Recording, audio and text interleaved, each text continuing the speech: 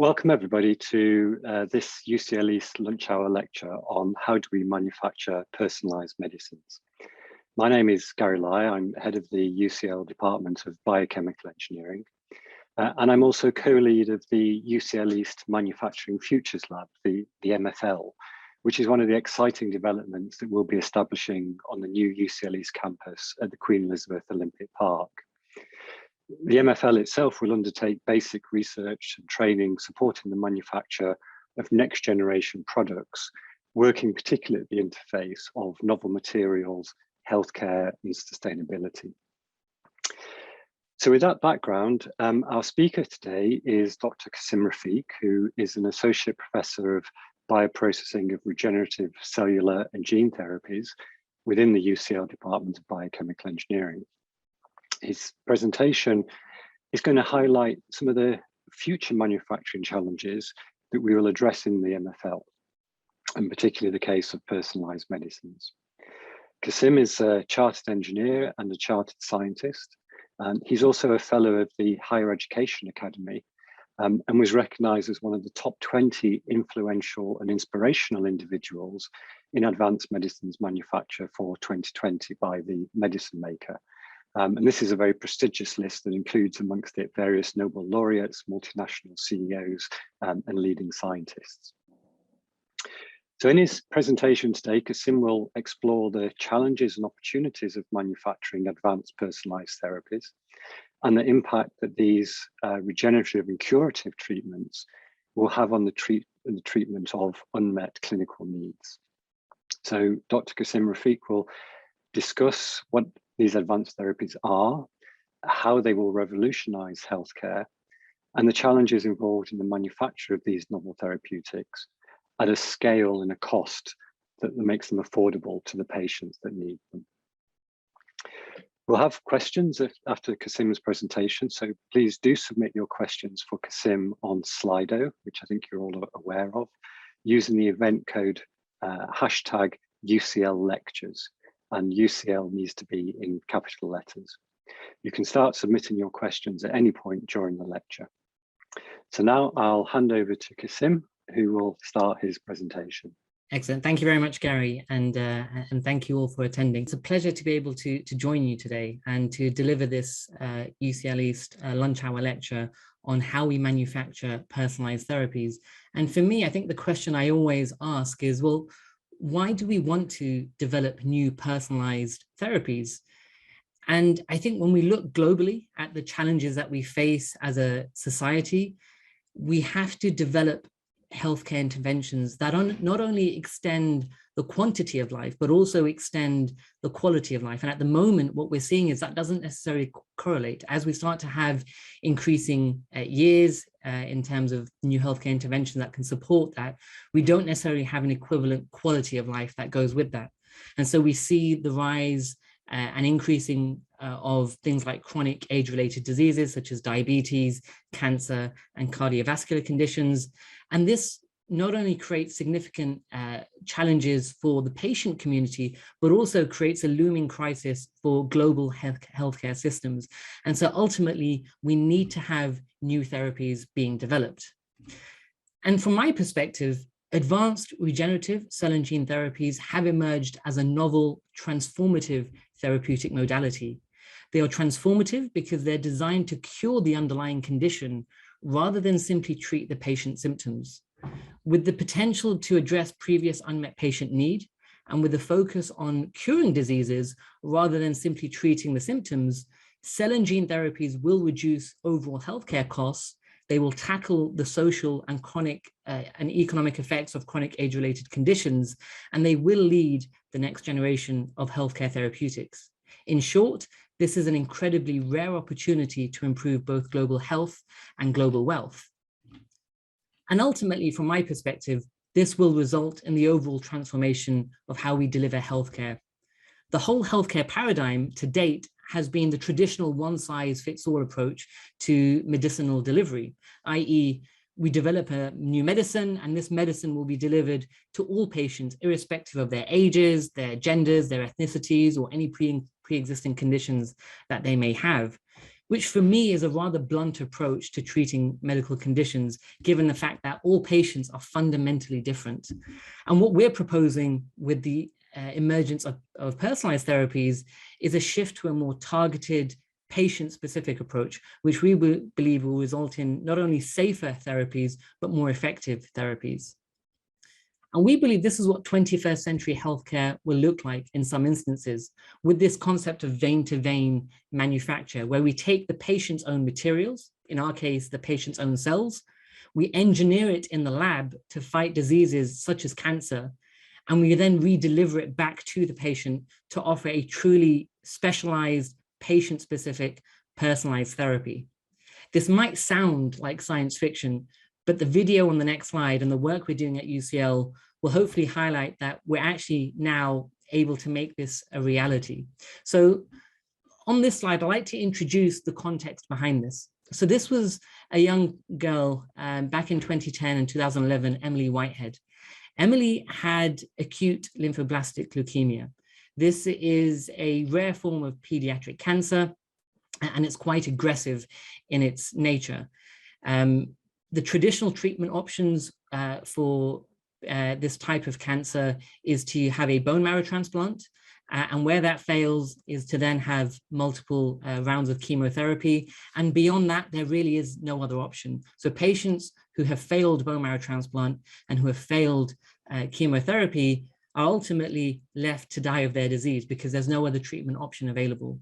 And in 2010 and 2011, some pioneering scientists and engineers at the University of Pennsylvania were trialing a new type of personalized patient-specific therapy. And I'll leave the video to discuss more.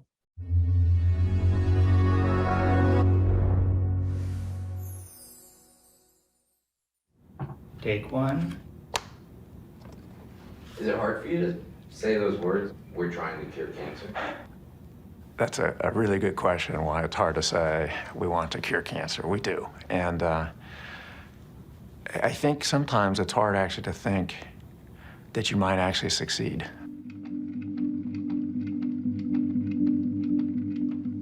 Patients that we're treating on this clinical trial have absolutely no other options left for them. These are patients who are unfortunately destined to die of their disease, and in a fairly short amount of time. Emily Whitehead, 554. So Emma is incredibly matter-of-fact about all of this stuff. This was a child who had had her leukemia come back twice. The parents were looking for a miracle. What we've learned how to do is train the immune system to recognize and then kill tumor cells. It's a procedure where we collect their T cells, and they are infected with a virus that will genetically change them so that they will now see and react against their leukemia cells. And we actually use the HIV virus to do that. So you're taking the HIV virus and infecting healthy cells with it to help kill cancer? Yes. The virus has been engineered so that it can't cause disease anymore. But it still retains the ability to reprogram the immune system so that it will now attack cancer cells. We call those modified immune cells serial killer cells. Each infused cell can kill more than 1,000 different tumor cells. But the reality is the dramatic responses of cancer to new treatments are very unusual. We need to make it clear when we talk to a family that it may not work. Emma was given her T-cell treatment, and within a few days, she was very sick. She had breathing difficulties, she had blood pressure difficulties. We knew that she could not have gotten any sicker without actually dying. But then a remarkable thing happened. The T cells were growing, they were starting to fight the cancer. Within hours, Emma's fever disappeared. It was like the calm after the storm. The clouds went away, and she woke up and there was no leukemia.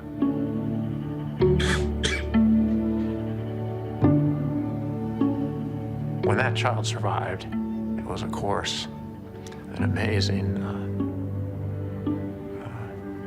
event.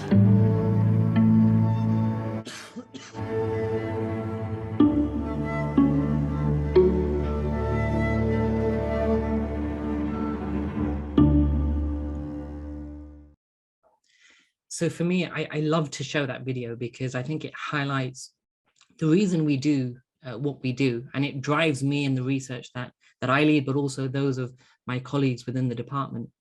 And when you see the impact that that had, where a child with in otherwise would be an incurable condition is now fully healed, and this is now 10 years later, where she has no sign of the cancer returning, she's in complete remission. I think it's now almost 10 years cancer-free. It shows the incredible power of these therapies, but also the human factor. And in this particular case, here's Emily a few years later meeting the then US President Barack Obama. And to give you an indication as to Emily's character, the president, obviously she wasn't allowed to inform anyone where she was headed when she was meeting the president for security reasons. And so the president asked her, is there anything I can do for you? And Emily said, well, yes, my school don't know I'm here today. So if you could write me a note to let them know I was with you, that would be great. And here's a copy of the note itself saying, please excuse Emily from school, she was with me. But that just shows the power of these potential therapies. So it's not necessarily science fiction anymore. We're able to develop these types of therapies. So in essence, just to give you a brief overview as to what we're able to do, that's what's known as a CAR T therapy, or chimeric antigen receptor T cell therapy, where we take the cells from the patient, we take the blood from the patient, we isolate the T cells, the cells that can cause and kill cancer cells, but naturally they're not able to recognize this particular cancer. In order to allow these T cells to recognize the cancer, we can insert a new gene, which they don't normally express. So this is what's known as the CAR, the chimeric antigen receptor. So this new gene, this CAR, will now allow the T cell, once it has this gene, to target and then kill the cancer cells. So once we have this gene and these T cells, we then need to grow the T cells, give them back to the patient, and these T cells are now able to then target and kill the cancer cells. So how is this entire industry shaping up, this emerging cell and gene therapy industry? Just to give you some perspective, the US regulator, the US FDA, had never before approved a gene therapy by 2017, despite a number of clinical trials. Yet within the space of 2017, within the space of about 6 months, the FDA approved 3 gene therapies curing cancer and certain forms of blindness. And this industry is now very much becoming a billion-dollar industry. It sounds very exciting clinically. It sounds very exciting from a scientific perspective and from a patient perspective. But ultimately, what's the drawback? Where's the catch? And for me, the catch is in the commercialization and the manufacture. When you look at some of these therapies that are now available, these are products that are available on the market. That particular CAR T therapy that I referred to is marketed by one of the companies, Novartis, under the brand name Kymriah, and is available in the UK via the NHS. But you can see the eye-watering price tag, $475,000 for a single dose. That probably just about gets you a deposit in London, I suspect. But nevertheless, you can start to see the eye-watering prices that some of these novel curative therapies cost. And so the question we have is, why are they so expensive? And ultimately, the expense is related to the manufacturing process, which accounts for over 70% of the cost. So we know scientifically that they work. We know clinically that they work, that patients are receiving them, they're benefiting from them. And many of these types of therapies are curative, but they're priced at such an extent that the vast majority of patients that need them are not able to access them. And that's where we come in, because we're trying to focus extensively on the manufacture. But the question is, why is the manufacturing so difficult? And ultimately, it's because when we're manufacturing living cells as a therapy, it's pretty difficult to do that. Here's a very quick overview of, from a biological structure, of the different types of medicines that we have available. So at the very basic level, we have things like aspirin, which many of you will be familiar with, which is a chemically synthesized small molecule and relatively small in terms of its size and nature. We start to move towards more advanced medicines, so peptide medicines or recombinant proteins produced by bacteria cells or animal cells, so what we call recombinant proteins or monoclonal antibodies. So these are more advanced medicines. But as we start to think about treating some of the current incurable conditions, we need to start moving towards whole cells. And you can just see the whole cell kind of looming over all other therapeutic modalities. To put this in another context, really it's the evolution from what I'd say is kind of the traditional horse and cart mode of transportation established thousands of years ago, through to more advanced types of automotive transport, where we start to see the development of engines and automotives which are operated using fuel and so on, to now where I would say where we are, where we're manufacturing human cells, is very much at the cutting edge, where we're looking at, you know, the equivalent would be in the automotive industry using electric batteries and electric vehicles. But what are the challenges involved in manufacturing living cells as therapies? This is an exercise I often do with my students, just to get them to appreciate and take what could potentially be abstract concepts and make it a reality. So this is an exercise I often do with my students as part of perhaps their induction process, to get them to understand, and hopefully it will address some of the challenges or elucidate some of the challenges that we experience. My wife and I are huge fans of some of the cookery programs that we see on TV, including things like MasterChef. And there's often a challenge on MasterChef where the contestants have to produce a Michelin star meal for a huge banquet, let's say 250 people. And there's a number of challenges that go into that are very different to producing a single Michelin starred meal. So what are some of those challenges and how can they relate to cell and gene therapy manufacture? Well, firstly, we've got the challenge of the large volume. In this case, for the Michelin star dish, we have to produce over 250 covers. For cell and gene therapy, we have to produce massive and large amounts of cells to deliver to patients. If it's patient-specific therapies, we have to look at precision cooking and plating, and in our case, precision manufacture. We're often following a recipe when we're manufacturing food, or I say manufacturing, cooking food. And when we're manufacturing cell therapies, we follow what we call an SOP, a standard operating procedure. And then there's a number of other challenges. So making sure we have enough cooking time or processing time for each of the steps, delivering to the customer on time at appropriate conditions. And in the worst case scenario, you get it late to the customer, it's a cold dish. In our case, when we're delivering cell therapies late to a patient, it could potentially be the difference between life and death, or it could be the difference between a functional, safe therapy and a non-functional therapy. So that's the challenges that we have to address when we're thinking about delivering to patients. Making sure we have consistency for each customer, and in our case, consistency for each patient. Having enough raw ingredients and raw materials, that's always a major challenge, and something we're certainly now facing in light of challenges around COVID and other supply chain issues. Ensuring hygiene, and in our case, ensuring sterility in cell and gene therapy manufacture. Having the correct tools and equipment is always critical. And something that I always tell to my students, that whenever you see any of these cooking programs, you always see that they focus on make sure you constantly taste your broth or whatever it might be to check the salt or sugar levels, whatever it might be. We do exactly the same in cell culture or cell production, where we're constantly sampling, or we have methods to check online in real time to see what the state of our cells is in.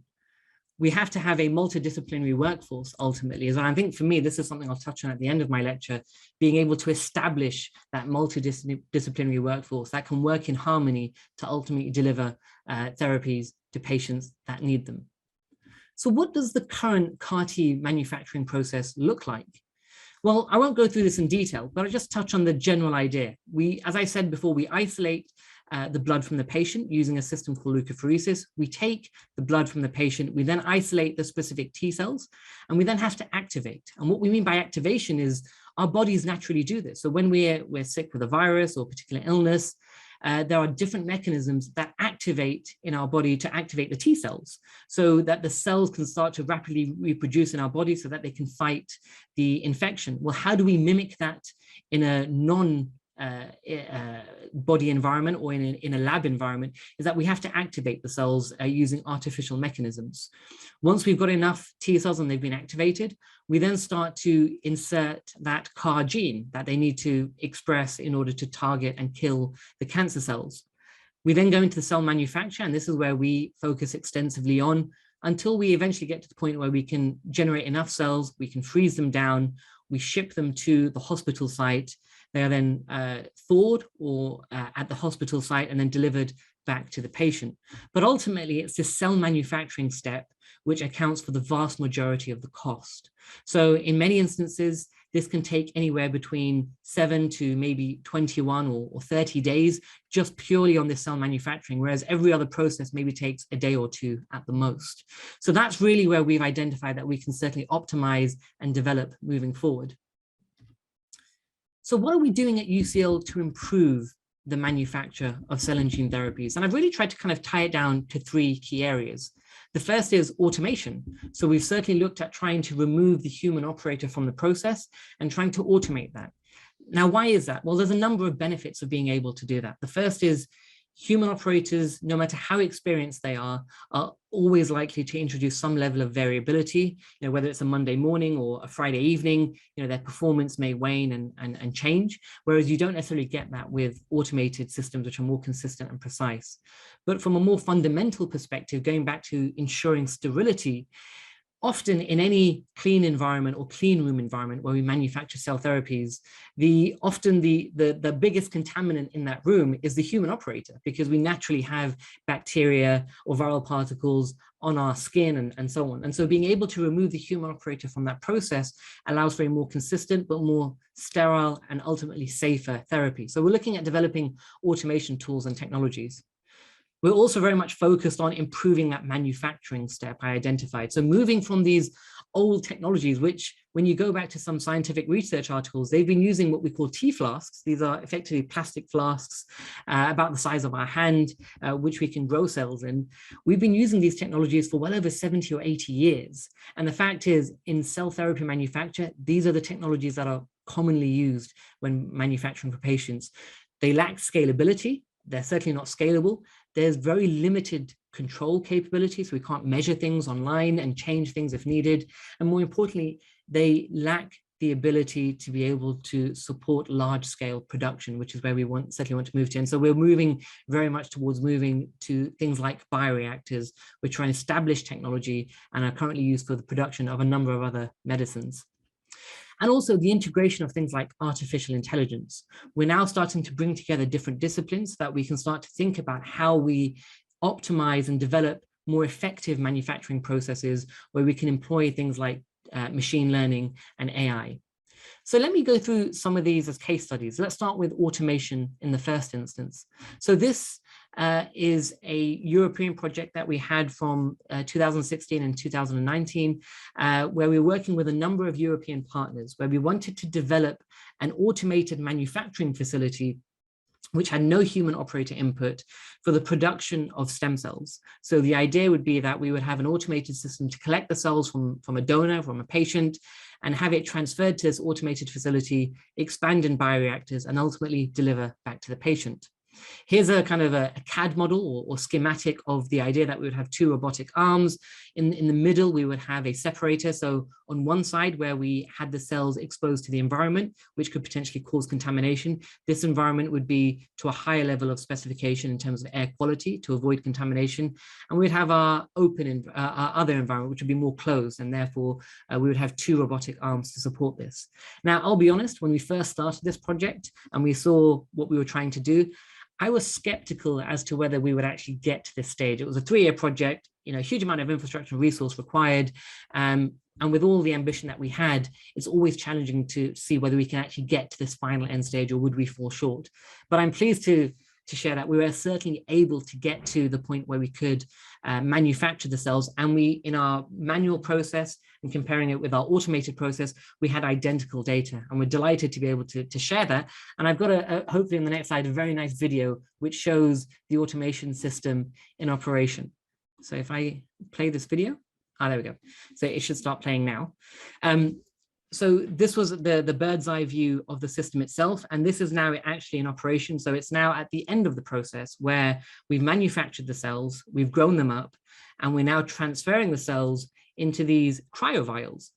These are vials or containers where we can transfer the cells with a special solution so that we can now freeze the cells for delivery to the patient at the clinical site. So you can see the robotic arm doing all of the relevant filling and finishing. And so this is completely automated. We've set the process up from the outset, and the robot has now effectively, over a period of 7 days, been able to grow the cells, and is now completing the final end stage process, where it's now transferring the material in these cryovials, and ultimately will be transferring them into a freezer at the end of the process.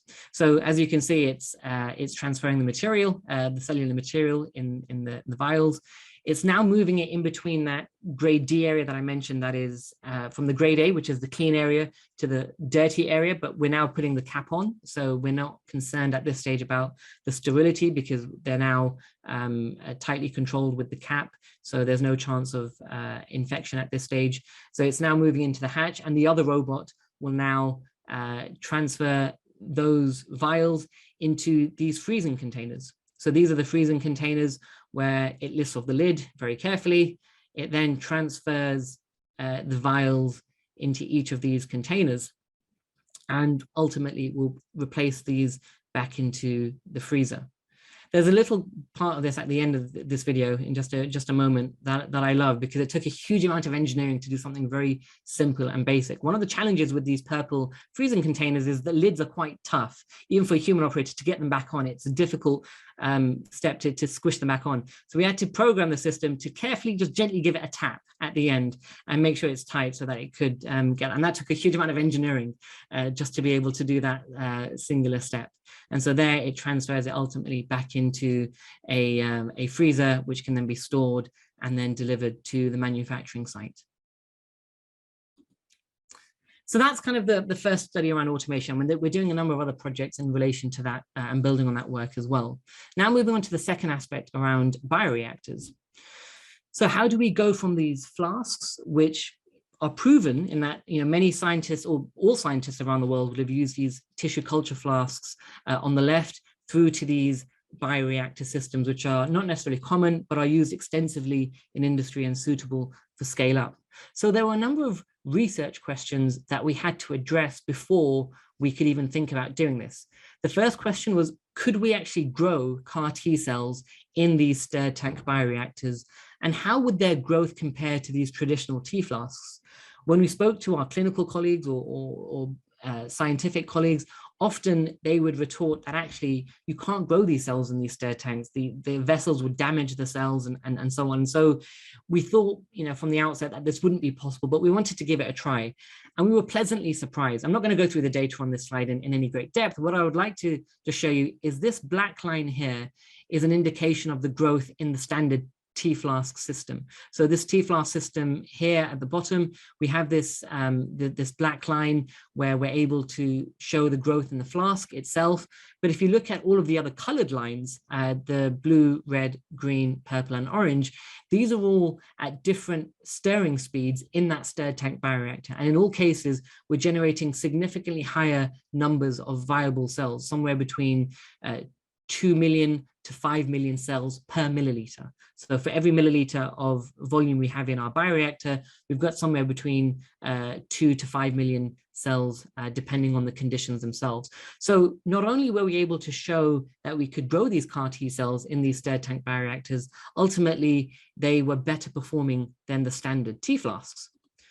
So the next question we had was, thinking about scale in mind, is could we do this now at the liter scale? The original studies we did in those stirred tanks were at the 250 milliliter scale, so about the size of a can of Coke that you get on those aeroplanes. But could we now do this at the liter scale? And the answer again is certainly yes. So again, I'm not going to go into the data in a huge amount of detail, but between these three different platforms, so operating at the 15 milliliter stirred tank bioreactor platform through to the 250 milliliter, right the way through to the 1 liter system, we showed comparability. So we showed that in all three of these stirred tank bioreactor systems, we had comparable growth between each of these three different platforms, which was, from our perspective, an excellent outcome, because it shows we can start to think about scalability. The other core question was, can we reduce the manufacturing time? Now, let me give some context. I mentioned at the beginning that the cell expansion or manufacturing process can take anywhere between 7 to maybe 21 or 30 days. And so in conversation with colleagues from the clinic or who are delivering these therapies, the question always was, how do we reduce that manufacturing time? And is there a way to reduce it down to ideally a day or two? Well, we're not quite there yet, but we're certainly very close. So in our process, in our standard stir tank bioreactor process, again, I won't go through all the data in a huge amount of depth, but if you look at this purple line, the standard process in our stir tank would take about 7 days to generate a total of 2 billion cells. And 2 billion cells is about the size of dose that we need to give to a single patient. So it takes about 7 days to generate 2 billion cells.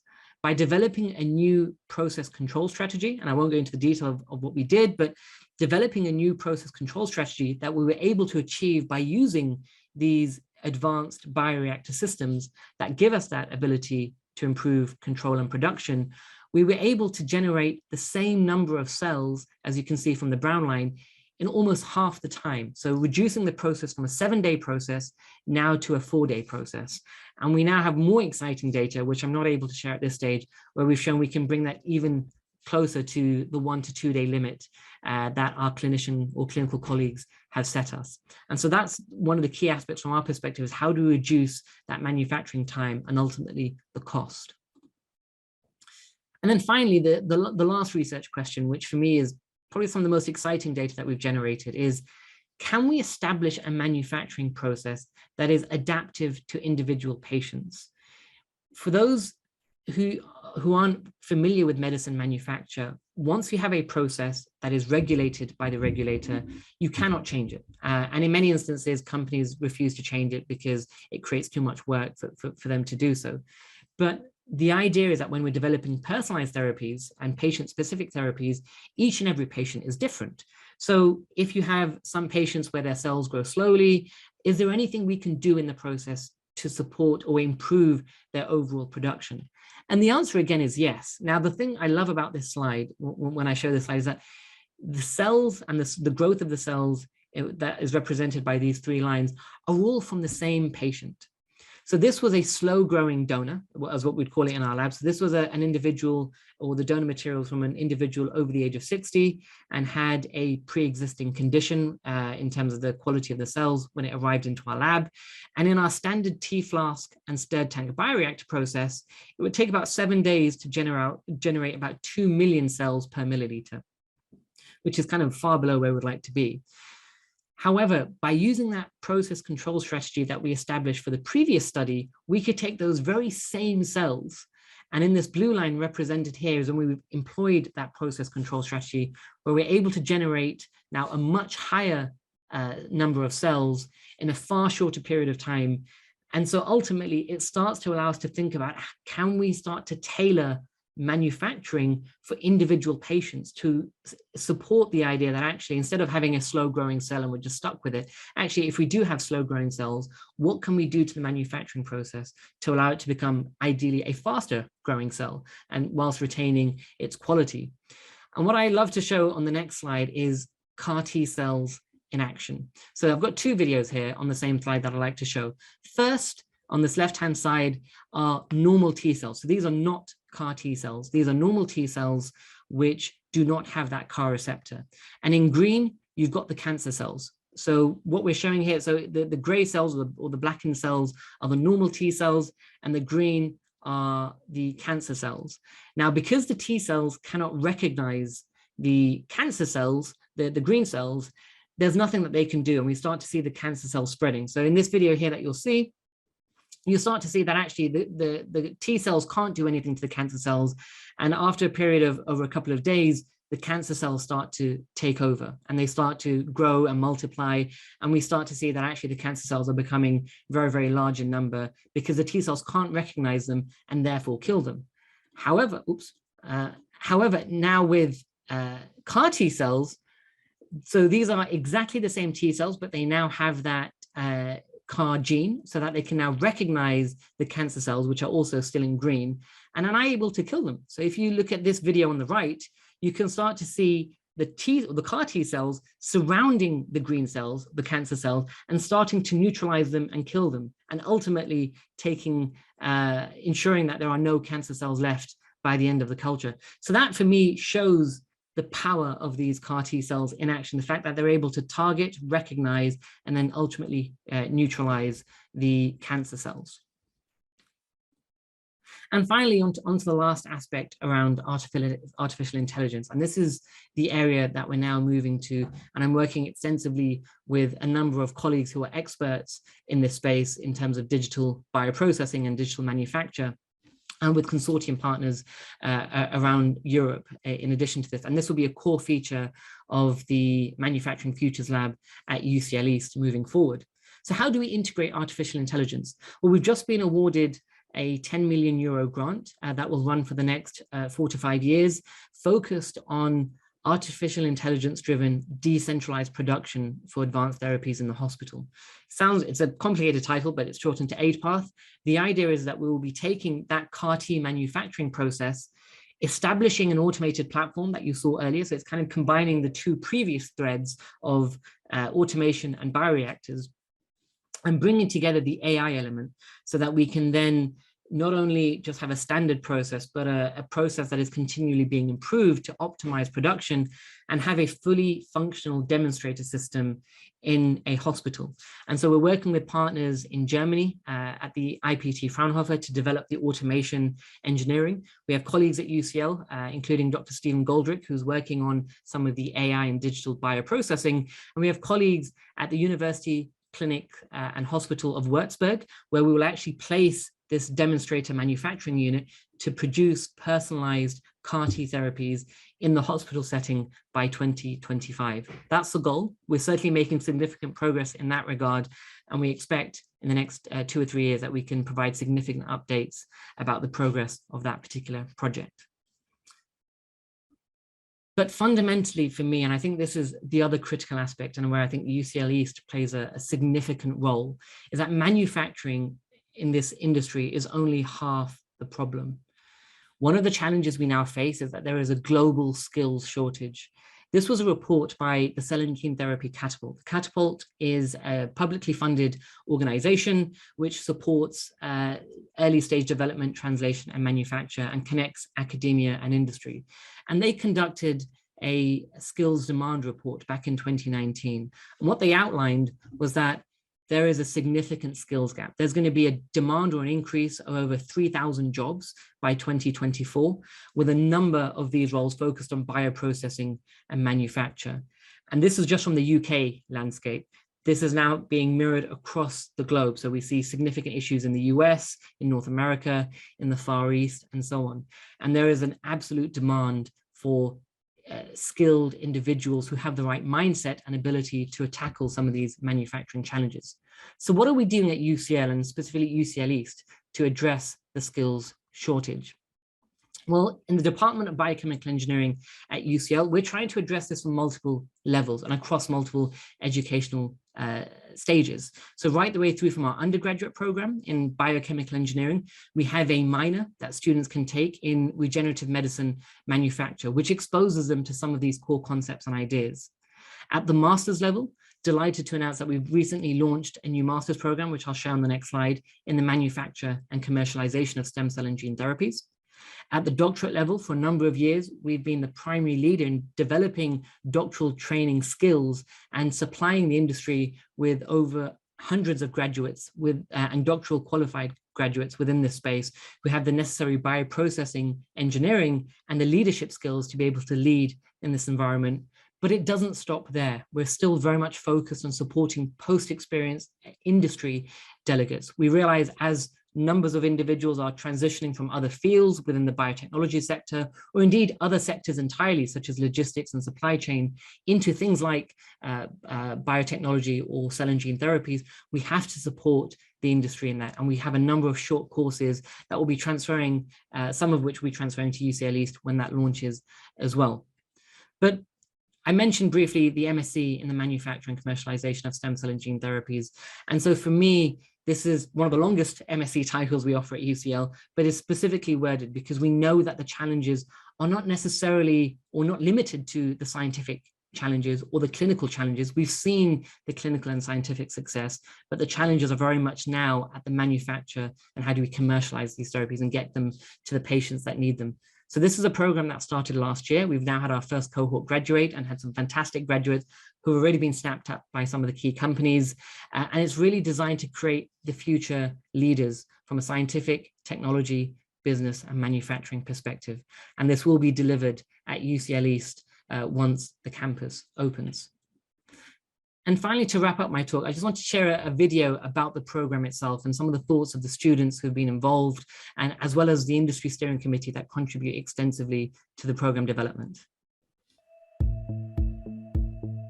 What excites me about stem cell and gene therapies is the massive potential that it has and the curative aspect of it. So when you look at traditional ways of treating things, you were treating symptoms, whereas now you're looking at this exciting new field that can basically cure you of your disease and then you move on with a normal life. And it just has so many options out there to help so many people. The Masters in the Manufacture and Commercialization of Stem Cell and Gene Therapies is a new one-year program established at UCL in the Department of Biochemical Engineering, which focuses on developing the next generation of engineers, scientists, and business professionals to develop, manufacture, and commercialize advanced therapies, particularly stem cell and gene therapies. We have a steering committee of industrial expertise that are going to commit time to teach on this program and give us their experiences in the industry and how they actually carry out their roles and what's required of them. So that's going to be invaluable for any student that's looking to get into the industry. And that for me, I've been teaching for 10 years plus in higher education. I've never had that experience. It's a fantastic opportunity for students because we can put in the information that the experts in the industry are wanting to impart themselves. This is a unique program which gives students the opportunity to learn about science, engineering, manufacturing and the business side of delivering products to patients. The steering committee is really important because it's comprised both of the academic leaders and also industry experts like myself. And together what we're going to do is to craft this course to make sure it's really relevant, most contemporary knowledge is available to the students. I've been fortunate enough to be in the cell and gene therapy space for quite a long time, starting out as a clinician and then working to develop therapies for patients. And through that time, I've noticed how amazing it is to be able to really make a very big difference in patients' lives. And I'd really like to share that with new people that are coming on to lead the therapies of the future. But more importantly, I want to learn from them because it's only with their ideas that we'll really move this area forward. This is a great opportunity for the UK as a country, but the sector as a whole globally. And it has a specific need for skill right across the skill set for what is required in the industry. The good thing about this program is that we're not making the students ready for one kind of a job. On the contrary, we'll make the students be aware that they have different opportunities because not only, for example, we're gonna teach them research in the lab, they're gonna be doing cost analysis, commercialization. So when they will finish, they can go to a company and then within the company they can work in different sectors like legislation, bioprocessing, analytics, preclinical, and even commercialization. And not only that, we're gonna make them explore more research. So if they wanna go and do a PhD in collaboration with a company, they can do an NHD too. There's a massive impact of industry into this degree. So there's a massive connection, which as a master's student, so anyone in academy, that's what you want to have. You want to know where you're going to be working in the future. You want to see what they want, what they need, what their challenges are, and how you can learn about how to solve them. This program allows us to understand and appreciate all factors which go into manufacturing and developing these advanced therapies. So that includes ethics, regulations, and the initial manufacturing and commercialization. Essentially optimizing the manufacturing process, keeping in mind all of these factors in order to create an advanced therapy for the patient at an affordable price for the healthcare system and for society as a whole. We're looking for students who are proactive and want to make a change. Students that realize we're currently at a tipping point in the global healthcare industry, where we need new therapeutic modalities to address the chronic age-related conditions we're now facing. We want to empower, enhance, and enable two types of future complementary leaders: scientific and manufacturing leaders and business and technology leaders who can propel this industry moving forward and address some of the key challenges we face in getting these therapies to patients that need them.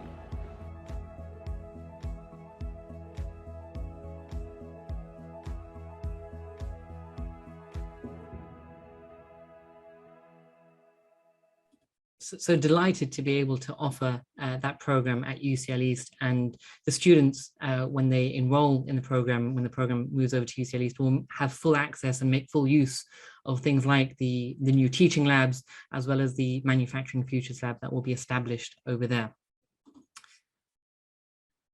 And then just to wrap up, I mean, it would be remiss of me if I didn't finish on this, because as much as I'm proud of the research that myself and colleagues have led within this department and the impact that we've had, for me, I think the biggest legacy that we will have in impacting this field are the individuals that we train, that we generate, and the future leaders that we're creating in the department. And so, in the last 12 months, we've had a number of individuals who have graduated from the department, either from undergraduate, postgraduate, or doctoral level, who have gone into companies.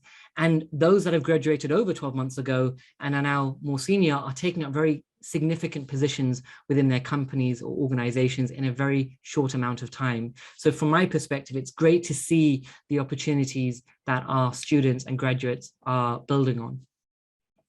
So with that, I'd like to acknowledge my own researchers and research teams and colleagues and collaborators and funding organizations that have supported this work. And I'd really like to close by emphasizing, without key manufacturing innovation, the promise of these transformative curative therapies will not be realized, and they will continue to remain agonizingly inaccessible to the vast majority of patients that need them.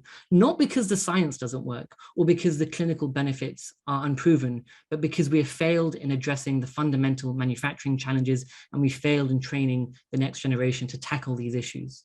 So with that, I'd like to thank you for attending this lecture, and I'll be happy to take any questions. Thank you. Excellent.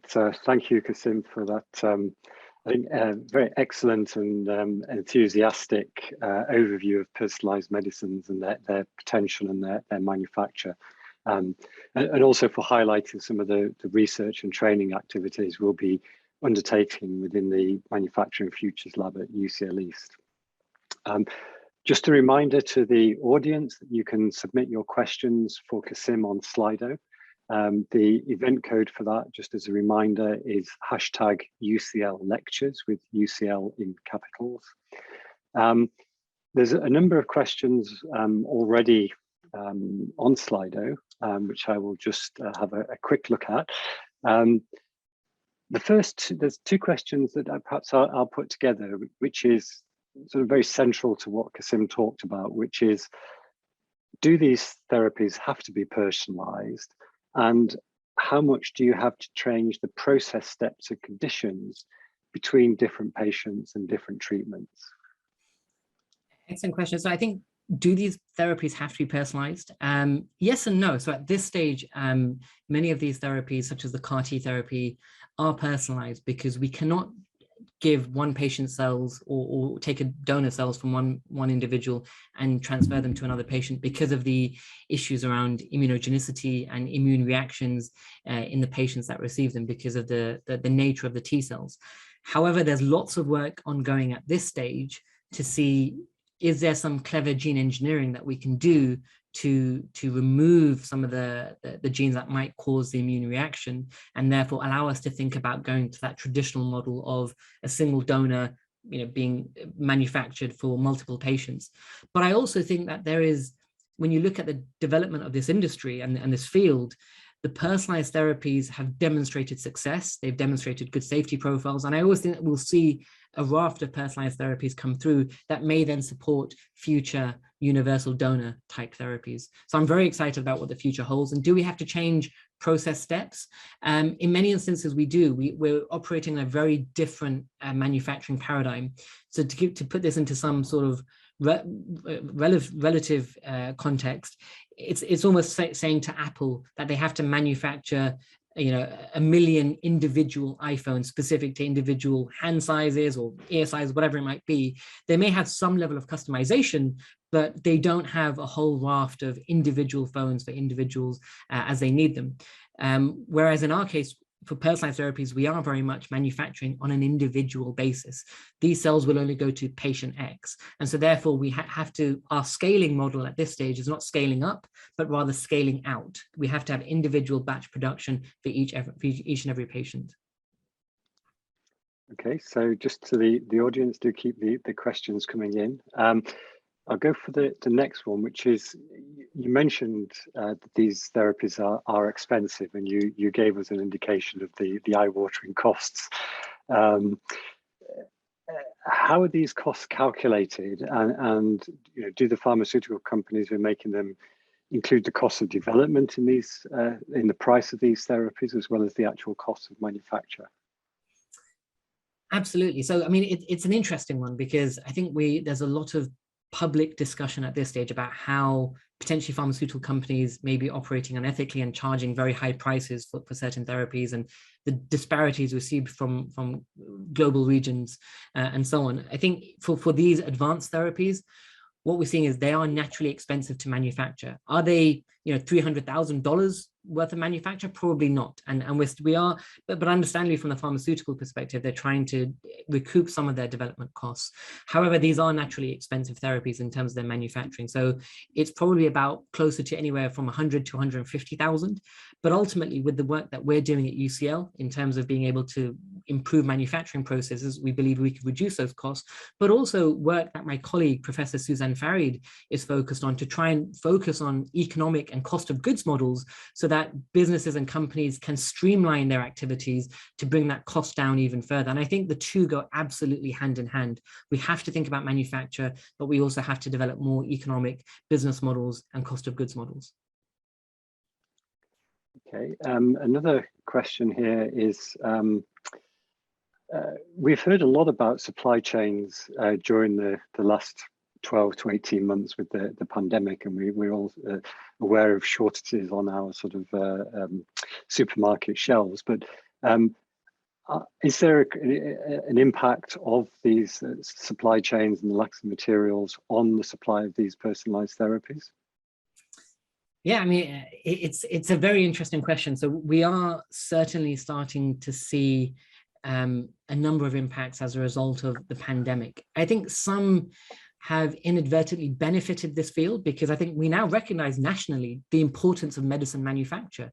We've now seen, excuse me, the emergence of and the focus from the government to think about resilience and developing that supply chain and manufacturing capability in the UK. And that's something that I think is a significant benefit and positive.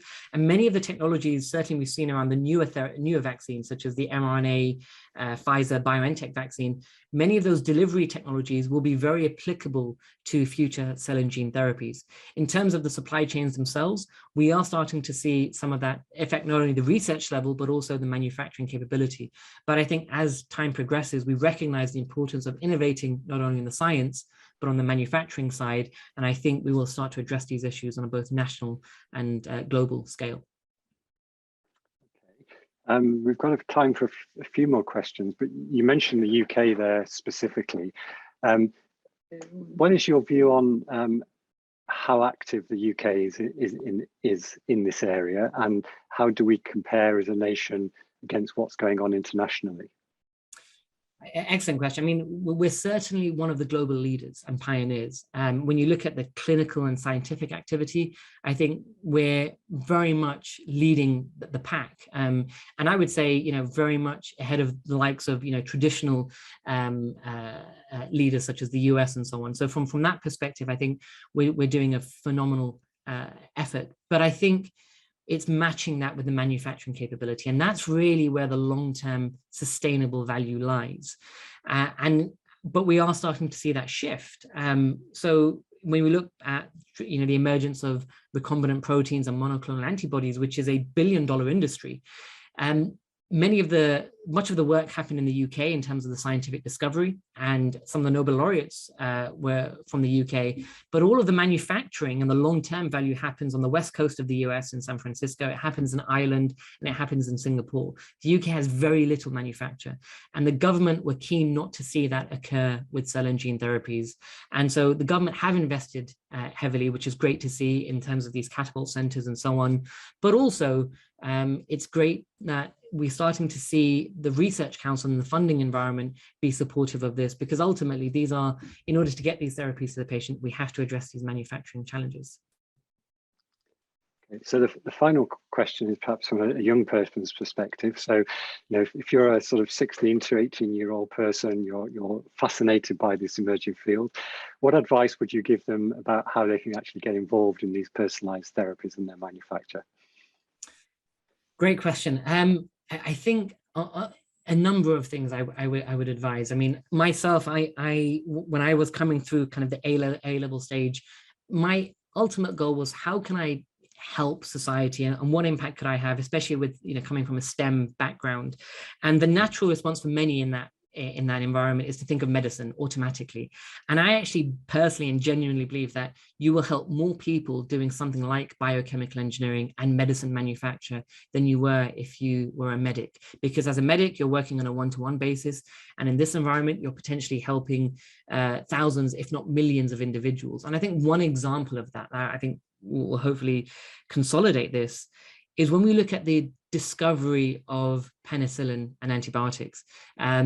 It was a British discovery. I think BBC Two had a contest a few years ago as to what the greatest British invention was, and ranked #1 was the discovery of penicillin and antibiotics, because it's estimated to have saved over 200 million lives, and that's probably a conservative figure.